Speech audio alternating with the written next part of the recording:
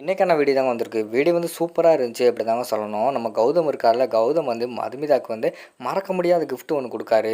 அது மட்டும் இல்லாம பிறந்தநாள் ஃபங்ஷனுக்கு வந்து நம்ம கிரண் வந்து கிஃப்ட்டோட வராரு அப்படின்னு தாங்க சொல்லணும். அதெல்லாம் பார்க்குறக்குமா சேனலை மட்டும் மறக்காம லைக் அண்ட் சப்ஸ்கிரைப் மட்டும் பண்ணிருங்க. ஃபர்ஸ்ட் எடுத்த உடனேமே வந்து நம்ம கௌதம் வந்து வீட்டுக்கு வர்ற மாதிரி தான் காட்டிக்கிட்டு இருக்காங்க. அப்போ வந்து நம்ம மதுமிதா வந்து வாங்க இப்போ தான் வந்துட்டீங்களா, பேக்கை கொடுங்க அப்படின்னு சொல்லிட்டு கேட்காங்க. இல்லைங்க இருக்கட்டும், பேக்கை வந்து நானே கொண்டு போகிறேன் அப்படின்னு சொல்லிட்டு கௌதம் வந்து சொல்கிறாரு. சரிங்க, போய் பேக்கை வச்சுட்டு வாங்க சாப்பிடுவோம் அப்படிங்கிற மாதிரி சொல்கிறாங்க. இல்லைங்க நான் சாப்பிட்டேன், எனக்கு வயிறு பசிக்கலை, வேண்டாம் அப்படிங்கிற மாதிரி சொல்கிறாங்க. என்னங்க உங்களுக்காக வந்து ஆசையாக சமைச்சு வச்சுருக்கேன், வேண்டான்னு சொல்லிக்கிட்டு இருக்கீங்களே அப்படிங்கிற மாதிரி சொல்கிறாங்க. இல்லைங்க எனக்கு வேண்டாம், நான் தான் பசிக்கலை வேண்டான்னு சொல்லிட்டேன்ல, திருப்பி எதுக்கு என்னை கம்பல் பண்ணிக்கிட்டு இருக்கீங்க, பேசாமல் போங்க அப்படின்னு சொல்லிட்டு அவர் வந்து உள்ளே போகிற மாதிரி தான் காட்டிக்கிட்டு இருக்காங்க. உள்ளே போனவொன்னே என்ன இவர் காலையிலேருந்து ஒரே வந்து இப்படி கோபமாகவே இருக்கிற மாதிரி செஞ்சுக்கிட்டு இருக்காரு, என்ன தான் பிரச்சனை அப்படின்னு சொல்லிட்டு இவருன்னு உள்ளே போகிறாங்க. என்னங்க காலையிலேருந்து ஒரு மாதிரி இருக்கீங்க, எதுவும் பிரச்சனையா, ஒர்க்கெல்லாம் எப்படி போச்சு, அதுவும் ஒர்க் டென்ஷனா அப்படிங்கிற மாதிரி கேட்காங்க. எனக்கு ஒரு பிரச்சனையும் கிடையாது, நான் நல்லா தான் இருக்கேன், என்னை கொஞ்சம் நேரம் தனியாக இருக்க விட்றீங்களா அப்படின்னு சொல்லிட்டு மதுமிதா கிட்ட வந்து கௌதம் வந்து கேட்குறாங்க. என்னங்க இப்படிலாம் பேசுகிறீங்க, எனக்கு வந்து பழைய கௌதம் தாங்க வேணும், இப்போ இருக்கிற கௌதம் வந்து எனக்கு தேவையில்லை அப்படிங்கிற மாதிரி சொல்கிறாங்க. நான் எப்பயும் போல தான் இருக்கேன், உங்களுக்கு வேறு மாதிரி தெரிஞ்சால் அதுக்கு நான் ஒன்றும் பண்ண முடியாது அப்படின்னு சொல்லிட்டு என்னை கொஞ்சம் தனியாக இருக்க விடுங்க அப்படின்னு சொல்லிட்டு நம்ம மதுமிதா வந்து அனுப்பி வச்சிடுறாங்க. அடுத்த சீனில் வந்து நம்ம கிரணையும் அபிஷேக்கையும் தான் காட்டுறாங்க. ரெண்டு பேருமே வந்து அங்கே ஒயின் ஷாப்பில் உட்காந்து சரக்கை போட்டுக்கிட்டு இருக்காங்க. அப்போ வந்து நம்ம அபிஷேக் வந்து தூண்டி விடுறாரு. என்ன ஒரு மாதிரி இருக்கே அப்படிங்கிற மாதிரி சொன்னோன்னையும், இல்லை சார் நாளைக்கு வந்து மதுமிதாவுக்கு பிறந்த நாள் அப்படிங்கிற மாதிரி சொல்கிறாங்க. ஓ எங்கள் அன்னைக்கு பிறந்த நாளா, பரவாயில்லையே எல்லாம் ஞாபகம் வச்சுருக்கே அப்படிங்கிற மாதிரி சொல்லிக்கிட்டு இருக்காங்க. அதை எப்படி சார் மறக்க முடியுமா மதுமிதாவெல்லாம் அப்படிங்கிற மாதிரி சொல்லிக்கிட்டு இருக்காங்க.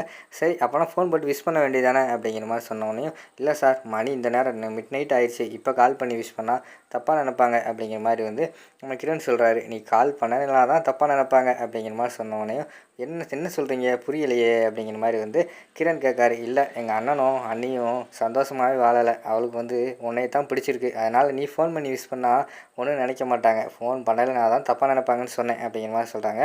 அதான் சார் நானும் எப்படியாவது வந்து மதுமிதாவை கல்யாணம் பண்ணி போயிட்டா அடுத்து வந்து கௌதம் சார் வேற ஒரு கல்யாணம் பண்ணி சந்தோஷமாக இருக்கட்டும் அப்படின்னு சொல்லிட்டு கிரண் சொல்கிறாரு. வாடா வா இப்போ தான் என்னோடய வலிக்கே வந்திருக்க அப்படின்னு சொல்லிட்டு அவனுக்குள்ளே வந்துக்கிட்டு நம்ம அபிஷேக் வந்து யோசிச்சுக்கிட்டே உட்காந்துருக்காரு.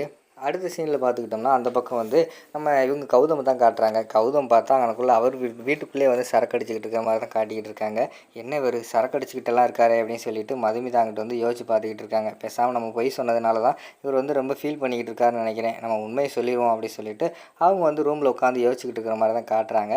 அந்த இடத்துக்கு வந்து நம்ம கௌதம் வந்து வராங்க. மதுமிதா என்கிட்ட எதுவும் மறைக்கிறீங்களா அப்படிங்கிற மாதிரி கேட்காங்க. என்னங்க சொல்கிறீங்க, உங்ககிட்ட நான் என்னத்தை மறைக்கிறேன் அப்படிங்கிற மாதிரி சொன்னோன்னே, இல்லை மறைக்கலைங்களான்னு தான் கேட்டேன், மறைக்கிறீங்கன்னு சொல்லலையே அப்படிங்கிற மாதிரி சொல்கிறாங்க. இல்லைங்க நான் ஒன்றுமே மறைக்கலை அப்படிங்கிற மாதிரி சொன்னோன்னே, ஓ அப்படியா சரி அப்படின்னு சொல்லிட்டு கோபமாகவே பார்த்துக்கிட்டு இருக்காங்க. ஒரு வேளை வந்து கிரண் மேட்ருக்குண்டும் இவருக்கு தெரிஞ்சு போச்சோ, அதனால தான் இப்படி கேட்காரோ அப்படின்னு சொல்லிட்டு மதுமிதா அந்த பக்கம் அவங்க தனியாக யோசிச்சுக்கிட்டு இருக்க மாதிரி காட்டுறாங்க. உடனே நம்ம இவங்க வந்து சொல்கிறாங்க, எதுக்கு இப்போ இப்படிலாம் கேட்குறீங்க, என்னாச்சு அப்படிங்கிற மாதிரி வந்து நம்ம மதுமிதா கேட்டவொடனே, இல்லை எனக்கு ஒன்றும் பிரச்சனை இல்லை, நீங்கள் எனக்கிட்டு ஏதோ மறைக்கிற மாதிரி எனக்கு ஃபீல் ஆகுது, அதனால தான் நான் அப்படி கேட்டேன் அப்படின்னு சொல்லிட்டு கௌதம் சொல்கிறாங்க. இல்லைங்க நான் எப்பயும் போல தான் இருக்கேன் அப்படின்னு சொல்லிட்டு மதுமிதா சொல்லிடுறாங்க. ஓ அப்படியா அப்படின்னு சொல்லிட்டு அவங்க பேசிக்கிட்டு இருக்காங்க. டக்குன்னு மணியை பார்த்தா 12 மணி. ஓ 12 அப்படின்னு சொல்லிட்டு இருங்க அப்படின்னு சொல்லிட்டு டக்குன்னு ஒரு அவங்களோட பேக் எடுக்காங்க. பேக்லேருந்து ஒரு ரிங் எடுக்காங்க. ரிங் எடுத்துகிட்டு இந்தாங்க ஹாப்பி பர்த்டே அப்படின்னு சொல்லிட்டு அவங்களுக்கு வந்து ரிங்கெல்லாம் போட்டு விட்ற மாதிரி காட்டுறாங்க. பரவாயில்ல நீங்கள் வந்து எனக்கு சர்ப்ரைஸ் பண்ணுறதுக்காக தான் இவ்வளோ கோவமாக இருந்தீங்க போலயே அப்படிங்கிற மாதிரி சொல்லிக்கிட்டு இருக்காங்க. ஆமாங்க அப்படின்னு சொல்லிட்டு போதையில் அப்படியே வந்து குட் நைட் அப்படின்னு சொல்லிட்டு அந்த இடத்துல வந்து கௌதம் வந்து படுத்து தூங்கிடுறாரு. சார் இவ்வளோ ஒரு நல்ல மனுஷனை வந்து நம்ம வந்து இப்படிலாம் பண்ணிக்கிட்டு இருக்கோமே, எனக்கே ரொம்ப கஷ்டமாக இருக்குது அப்படின்னு சொல்லிட்டு எனக்குள்ளே மதுமிதா வந்து யோசிச்சுக்கிட்டு இருக்காங்க. மறுநாள் காலையில் விடிஞ்சிடுது. மதுமிதா வந்து ரூமுக்குள்ளேருந்து வெளியில் வராங்க. பார்த்தா பேப்பர் வேட்டு பலூனு கேக்கெல்லாம் ரெடியாக இருக்குது. எல்லாருமே ஹாப்பி பர்த்டேன்னு வந்து பாட்டு படிக்க ஆரம்பிச்சிடுறாங்க. பார்த்தோன்னே பயங்கரமாக ஷாக் ஆகிடுது. எல்லாத்தையுமே ரெடி பண்ணது வந்து நம்ம கௌதமோட தம்பி தான் ரெடி பண்ணியிருக்காரு. வாங்க அண்ணி உங்களுக்கு தானே பிறந்தநாள் வாழ்த்துக்கள் அப்படின்னு சொல்கிறாங்க. வாவ் எனக்கே தெரியாதே இதெல்லாம் ஏற்பாடு பண்ணியிருக்கீங்களே அப்படிங்கிற மாதிரி சொன்னோன்னே, எல்லாமே அண்ணன் தான் சொன்னார் அப்படின்னு சொல்லிட்டு அந்த இடத்துல வந்து அவங்க சொல்கிற மாதிரி தான் காட்டிக்கிட்டு இருக்காங்க. அதே நேரத்தில் பார்த்தா நம்ம கௌதம் வந்து கிளம்பி வேலைக்கு போகிறாங்க. பாட்டி வந்து கூப்பிட்றாங்க. ஏய் கௌதம் எங்கே போகிற, இங்கே வாப்பா அப்படிங்கிற மாதிரி கூப்பிட்றாங்க. இல்லை பாட்டி ஆஃபீஸில் வேலை இருக்குது நான் கிளம்புறேன் அப்படிங்கிற மாதிரி சொன்னோடனையும், அதெல்லாம் ஒன்றும் தேவையில்லை, இங்கே வா உன் பொண்டாட்டிக்கு வந்து பிறந்த நாள் கேக் கட் பண்ணிட்டா போ அப்படிங்கிற மாதிரி சொன்னோடனே சரின்னு சொல்லிவிட்டு அவங்களும் வராங்க. வந்து வேண்டாம் வெறுப்பா நின்றுக்கிட்டு இருக்காங்க. கேக் கட் பண்ணுங்க அப்படின்னு சொல்லிட்டு அவங்க வந்து பிறந்தநாள் பாட்டெல்லாம் படித்து கேக்கெல்லாம் மதுமிதா வந்து கட் பண்ணுறாங்க. கட் பண்ணி முடிச்சுட்டு, மதுமிதா உன் புருஷனுக்கு ஊட்டுமா அப்படிங்கிற மாதிரி சொல்கிறாங்க. இல்லை பாட்டி எனக்கு வேண்டாம் இருக்கட்டும் அப்படிங்கிற மாதிரி சொன்ன உடனேயும் ஊட்டுமா அப்படிங்கிற மாதிரி சொல்கிறாங்க. கொண்டு போகிறாங்க. அதை வாங்கி மதுமிதாவுக்கு மட்டும் கௌதம் ஊட்டி விடுறாங்க. இப்போ வந்து மதுமிதா வந்து கௌதம் ஊட்டி விடு அப்படின்னு சொல்லிட்டு பாட்டி வந்து சொல்கிறாங்க. உடனே கொஞ்சம் கேக் எடுத்து ஊட்ட போகிறாங்க. இல்லை வேண்டாம் அப்படின்னு சொல்லிட்டு கௌதம் வந்து தடுத்துடுறாங்க. எல்லாத்துக்குமே பயங்கரமான ஷாக் ஆகிடுது. என்ன தடுத்துட்டாங்களே அப்படின்னு சொல்லிட்டு அந்த இடத்துல ஏதோ ஒரு உண்மையை சொல்ல போகிறாங்க அப்படின்னு சொல்லிட்டு அங்கிட்ட அபிஷேக் வந்து யோசிச்சுக்கிட்டு இருக்காரு. இல்லை பாட்டி எனக்கு இவ்வளோ சின்ன கேக் வேண்டாம், எனக்கு பெருசாக தான் வேணும் அப்படிங்கிற மாதிரி சொல்கிறாங்க. உடனே அவங்களோட தம்பி வந்து ஆமாம் அண்ணன்கிட்ட கொடுத்தா எல்லாத்தையும் சாப்பிட்ருவாரு, நாங்கள் சாப்பிட்டுட்டு மிச்சத்தை கொடுக்குறோனே அப்படின்னு சொல்லிட்டு கேக்கை வந்து தூக்கிட்டு போயிடுறாங்க.